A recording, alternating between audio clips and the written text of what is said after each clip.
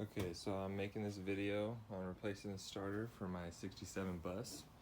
I made a video about my bug before, but this is going to be a bit of an updated video on replacing the starter on the bus. So basically, I bought the Bosch SR17X. Let me show it to you guys. So when I made the video on my bug, I actually was unaware that there was a starter bushing that sometimes needs to be replaced. So now when I'm replacing this one, I opted to go with the automatic starter that does not require the bushing. You can see that it has the self-supporting armature. Let me show you. Yeah, so this is the Bosch SR17X. It's a remanufactured or rebuilt unit. It was a little bit tricky to find in these Corona times, you know. I was only able to find one off this guy off the Samba. I believe his name was Bob Green. And it was a little bit more expensive than I wanted to pay, but you know, I didn't really want to have to mess with the bushing. I don't think the bushing's extremely hard to replace. I was reading some stuff about it, and it seemed a bit difficult to do if you're just laying on the ground, which is obviously what I do, because I don't have a lift. I just have to work in the street. So I opted to go with the automatic one, paid a little extra money just so I wouldn't have to hassle taking the bushing out and replacing it while laying on the ground. If I lift, I would have probably gone with the cheaper one and replaced the bushing, but I believe this one also has a bit more torque than the one with the armature that goes out to here. So yeah, you know, I believe this will be a better unit. The automatic one works on all manual and automatic transaxles, so we shouldn't have a problem with this. It should be pretty easy. This thing for you guys and move it into the street and work. You know, the starter still works, but it's having a little bit of problems and kind of grinding when I'm starting. So I figured, you know, I'm trying to make this thing work as good as possible, and I want a reliable starter, so decided to change this one. Let's see. Actually, it wasn't that bad, but you know, I already bought the starter, so we'll replace it. Okay, so basically what I'm going to do next is take off the hubcap, loosen all the lug nuts, jack up the rear, put some jack stands down, and take off the rear tire, and then the starter will be, I don't know, we won't be able to see it, but it'll be back there.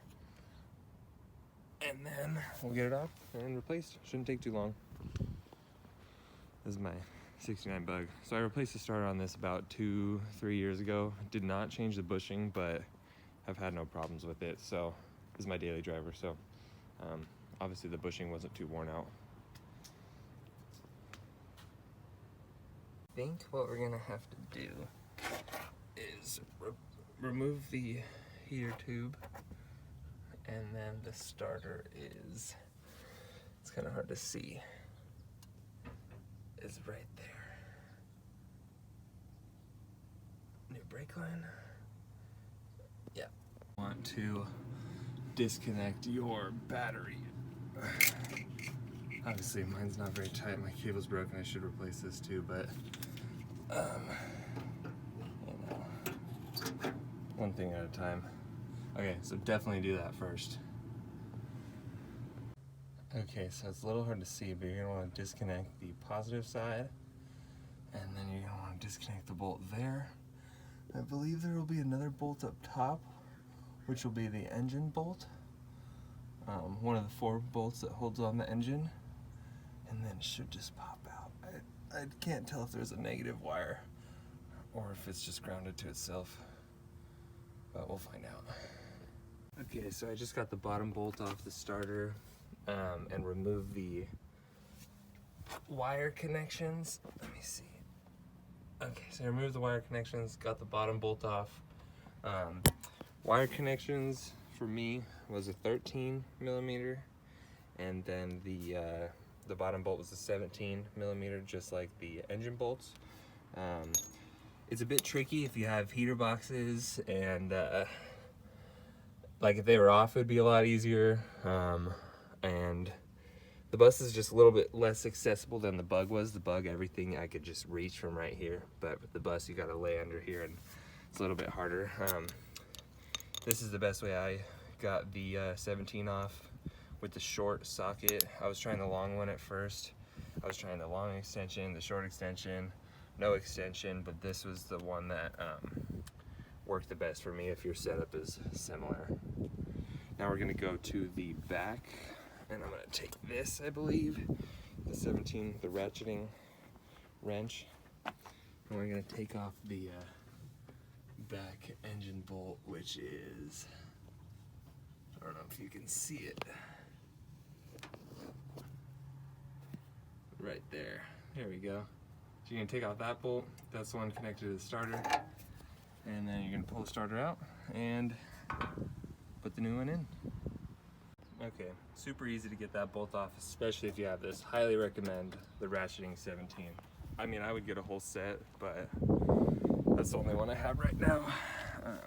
Okay, so now I believe the starter should just pull out. Let's see if I can get under here. Oh, it's a bit of a squeeze getting under here. Got the jack stands, don't worry. Okay, let's see. Okay, have one of these wires. I don't know how I'm gonna get it out here. It's pretty close to the gas tank too. Let me see if I can use my other hand. I'm gonna go from up top. Okay, there we go. Fuck, I'm gonna need 2 hands for this, so I'm gonna set this down, or I'm gonna move out.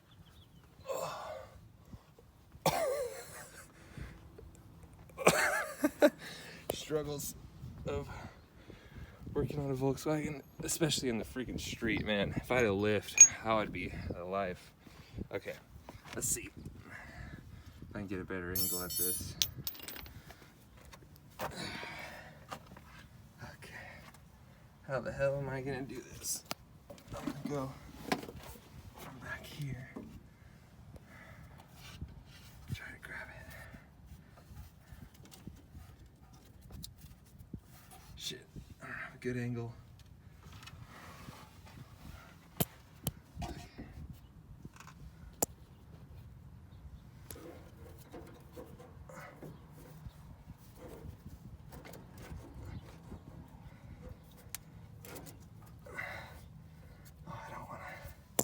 Stuck on the gas line. That's not good.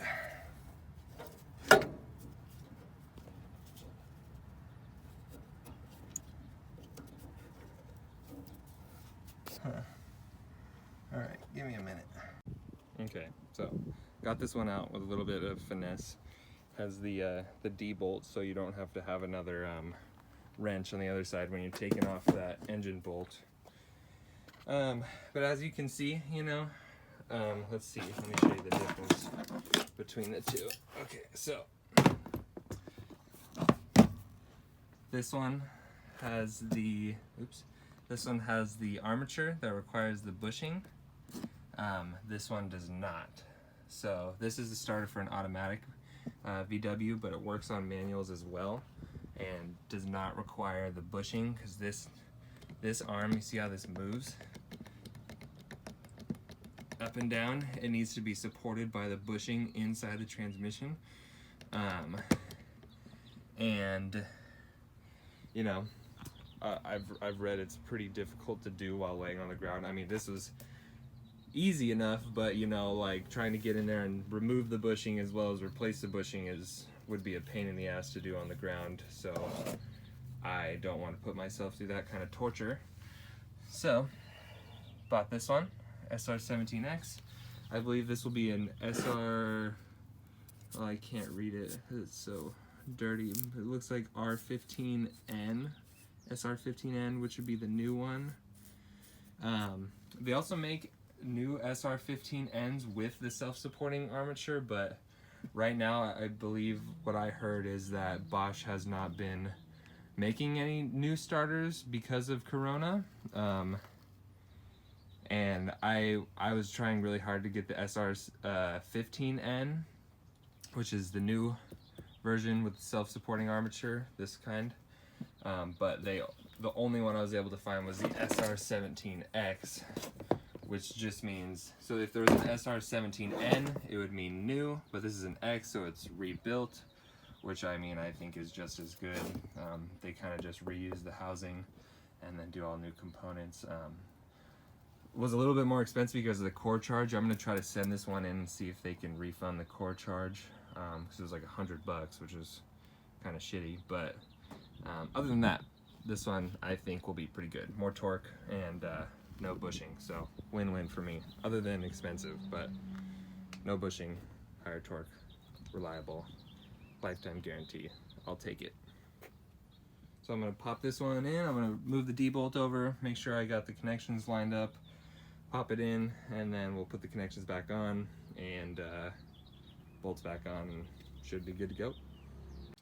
Also, one more thing before I put the new one in. You can just see that this automatic one, you know, they're about lined up, is a bit bigger than this one. I hope that's not a problem for hitting that fuel line, as you guys probably saw. D-bolt, that's how it works, stops right there. But yeah, just want to say it's about a little bit bigger. It's about 2 pounds heavier than this one. So, yep, gonna go put it in right now. You guys can see that is the flywheel right there. That's where the starter's gonna go. This thing, when it starts, pops out, boop, and then spins the flywheel, starts the engine. Okay, so I just got the new starter motor in. It was a little bit of a struggle because of the fuel line up there. I hope it being kind of pushed up like that, since this new starter's a bit longer, pushes the fuel line a little bit like that, but I think it should be fine. It's not really restricted. I'll just have to keep checking that, make sure no leaks or tears there. I just replaced that fuel line though a couple months ago, so should be good for a while. So now I just gotta put that bolt in. I gotta somehow get the D-bolt in from the back up there, and then tighten the bolts, put the connections on, heater tubes back on, and should be good to go. Okay, got all the wires connected. Up there you can't really see it, just put the heater tube back on, you can put the wheel back on, and we'll be good to go. Tighten those, tighten the bottom bolt, tighten the top one from the engine bay. Boom. Okay, so basically I lowered the bus back down, put the wheel back on, make sure you torque your lug nuts, 85 foot-pounds, put the hubcap back on, and then reconnected the battery, and then we're gonna see how it sounds when she starts up. I wanna see what it sounds like. Kinda scared. It's already going, right? Yeah, it's already going. Okay.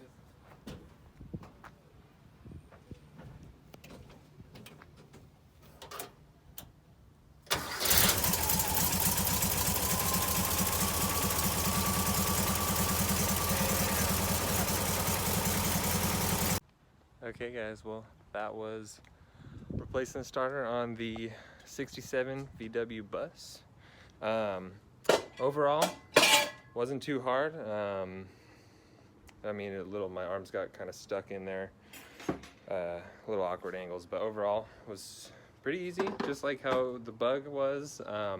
Bug was definitely a little bit easier, definitely a little more accessible to reach the starter. But yeah, didn't take too long, maybe a little over an hour. I was going slow too, just feeling it out. It's Sunday, nice day, work on your car. But yeah, you know, if you guys have any questions, leave them in the comments below. I'll be happy to respond. If you guys want any more how-to videos, I guess, let me know. I work on these all the time. I should have filmed more because I've done so much work to both of them, and my other bus that I had before, and my other bugs and stuff, done so much work to them. I should have filmed it all, but sometimes it's kind of annoying. So yeah, you know, I hope this helps you guys out. You know, I'm sure plenty of you guys already know how to do this. It's not too hard, but you know, sometimes you got to learn. You got to start somewhere. So yeah, hope this helps. All right, peace.